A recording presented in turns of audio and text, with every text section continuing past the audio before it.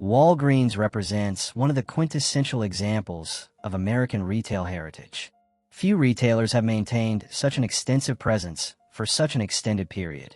Operating as that familiar neighborhood pharmacy for more than 120 years, Walgreens has become deeply woven into American communities. With roughly $147 billion in yearly revenue, the company ranks among America's largest corporations, regularly appearing near the top of Fortune 500 rankings. However, size and legacy don't automatically translate to success. I've received numerous requests to cover this topic, and while I initially hesitated, I don't want to suggest they're facing imminent collapse. This is undeniably a major corporation experiencing significant challenges. Their location count has been shrinking gradually, and in late 2024, they revealed plans to shutter an additional 1,200 locations over the coming years, representing roughly 14% of their footprint. Profitability has been elusive, and market confidence has eroded substantially, making them one of the S&P 500's poorest performers. From a 2015 peak valuation exceeding $100 billion, the company plummeted to under $10 billion. Early in 2025, they took the extraordinary step of halting their quarterly dividend payment for the first time in more than 9 decades. Hey, quick favor before we dive deeper. If you're enjoying this deep dive in a company's documentary, smash that like button and subscribe. But the most dramatic development came in 2025. Sycamore Partners completed a $10 billion acquisition, taking Walgreens private and immediately splitting it into 5 separate companies. Walgreens, the Boots Group, Shields Health Solutions, CareCentrix, and VillageMD. This marks a seismic shift for a company that had been publicly traded since 1927, the same year they reached their 100th location. These are extraordinary circumstances for Walgreens. There's a sense of urgency, even crisis, and examining how we arrived here feels timely and important. In this analysis, I'll explore what I consider to be 7 primary factors behind Walgreens' current predicament. It feels surreal to even be discussing this. Reason number 1: overexpansion and location saturation. Let's begin with one of the most straightforward issues: excessive expansion. Much of this stems from fierce rivalry between pharmacy chains. Walgreens, CVS, and to a smaller degree, Rite Aid have all felt compelled to match each other's growth. Industry consolidation has been dramatic over recent decades, with Walgreens arguably leading the charge. Consider some key acquisitions. In 2010, they spent over $1 billion acquiring Duane Reade, a New York-based drugstore chain. Shortly thereafter, they purchased Alliance Boots, owner of Britain's dominant pharmacy chain, through 2 separate transactions totaling more than $20 billion, forming a new entity called Walgreens Boots Alliance. They even attempted to acquire major competitor Rite Aid in a deal that collapsed due to regulatory concerns, though they eventually acquired nearly half of Rite Aid's locations anyway. Today, Walgreens maintains that 78% of Americans live within 5 miles of their stores. But this aggressive expansion created problems. They accumulated stores from various sources, leading to disorganized portfolios. Many locations sit in suboptimal areas or uncomfortably close to other Walgreens. Then there's the question of whether overall demand for physical drugstores is contracting, something I'll address shortly. Company leadership has acknowledged that roughly a quarter of their stores haven't been profitable.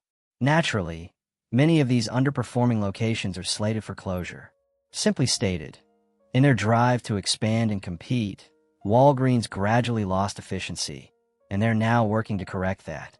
Reason number 2: pharmacy business pressures. As you might expect, Walgreens depends heavily on pharmacy operations. It's their origin story, their primary identity, and even their logo features the mortar and pestle.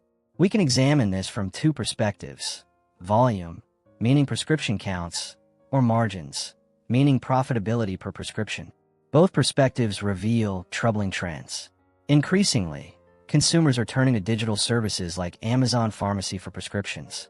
Regarding profitability, the rise of generic medications has squeezed margins, and pharmacy benefit managers have created additional pressures.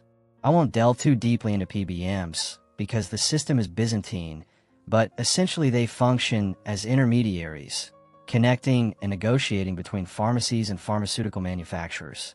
The three largest PBMs currently control 80% of all prescription fills nationwide. Concerns have mounted about their excessive influence, their role in escalating drug costs, and questionable profit-taking. Again, it's complex, but Walgreens and other pharmacies have struggled within this framework.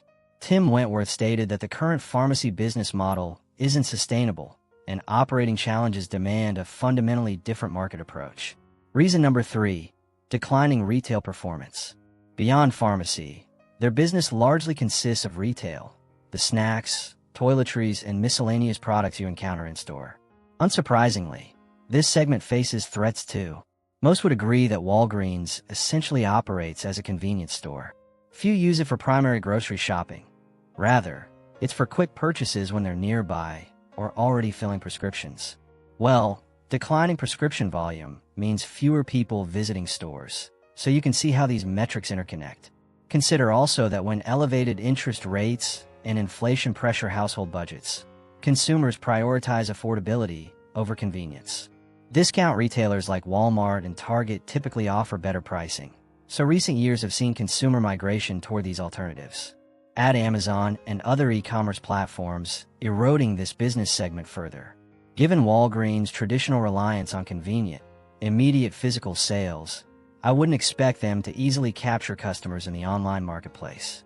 With both core business segments facing uncertain futures, Walgreens will likely need to either significantly downsize, which we're already witnessing, or identify new revenue streams, expanding into different areas entirely. Reason number 4, failed healthcare expansion. Walgreens' most ambitious diversification attempt has faltered badly and actually represents our next factor. CVS, by contrast, has successfully broadened its scope for years.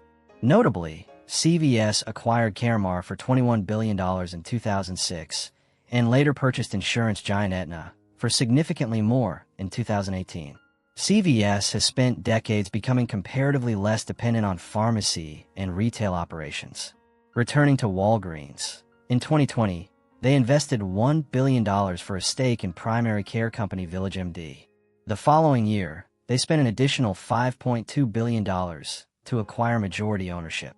Then in 2023, that company purchased Summit Health for nearly $9 billion. Clearly, Walgreens attempted to penetrate healthcare, but without meaningful success. The entire healthcare segment accounts for approximately 6% of total sales and has been losing money.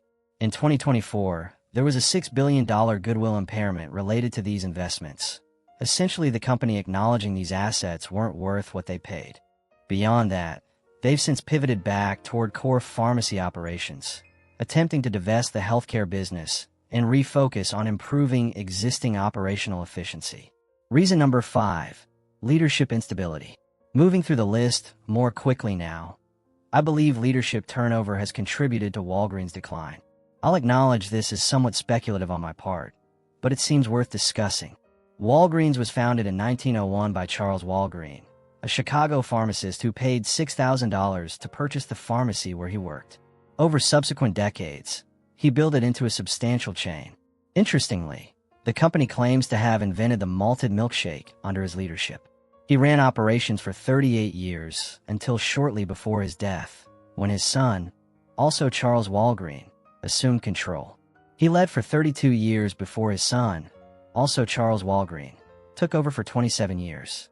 That's 97 combined years, nearly the entire 20th century, under 3 Walgreen family members.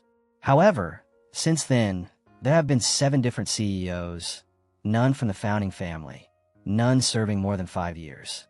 Frequent leadership changes can be counterproductive. One executive sets a direction, then the next reverses it, similar to what happened with their healthcare venture. Additionally, lacking that personal connection, having dedicated your entire career there, continuing your family's legacy, might result in reduced commitment and potentially riskier decisions. Again, this is largely speculation, so I'm curious about your thoughts. Reason number 6, legal challenges and settlements. Next is something far more concrete, litigation. Walgreens has faced more lawsuits recently than ever before. In 2024, they paid over $100 million regarding False Claims Act violations, with the government alleging that for 11 years, Walgreens billed programs like Medicare and Medicaid for prescriptions never actually dispensed. That same year, they paid another $100 million, settling a class action lawsuit, accusing them of overcharging customers for generic medications. But the costliest and most publicized litigation relates to the opioid crisis. Along with other major pharmacies, they've been accused of contributing to the epidemic by being overly willing to fill opioid prescriptions. This is genuinely a separate topic, deserving its own debate, but Walgreens has paid substantial settlements while receiving negative publicity. Reason number 7, the theft dilemma. My final factor is potentially the least significant, but still intriguing. Theft. Walgreens has experienced problems with merchandise theft, which obviously impacts profitability. They're paying for inventory and receiving nothing in return. I suspect this partially relates to some locations being in higher crime areas. For many current Walgreens locations, they didn't even select the site. They inherited it from acquired companies that made those location decisions. To address this, they hired security personnel and locked merchandise behind glass displays, though they later admitted perhaps going too far. Tim Wentworth acknowledged that locking up products reduces sales, something they've conclusively proven. Remember, many customers visit for convenience. When you must find an employee to unlock cases, convenience evaporates. Many people became genuinely frustrated by this. So theft has been problematic, but their solution may have created even bigger problems. Looking forward, let me know your thoughts about Walgreens in the comments. Do you prefer them over direct competitors like CVS and Rite Aid? Or perhaps you think drugstores generally are losing relevance. Many have already replaced them with online alternatives or big box retailers. What does the future hold? With new CEO Mike Motz, who previously led Staples and Shoppers Drug Mart, now steering the company as a private entity under Sycamore Partners, what must Walgreens do to recover? As always, this isn't an exhaustive list of factors behind Walgreens' challenges, but rather those I found most impactful or interesting. Tell me what you think should be added or removed, and share any other thoughts about Walgreens or anything discussed in this analysis. I'd appreciate hearing from you. Thank you for your time.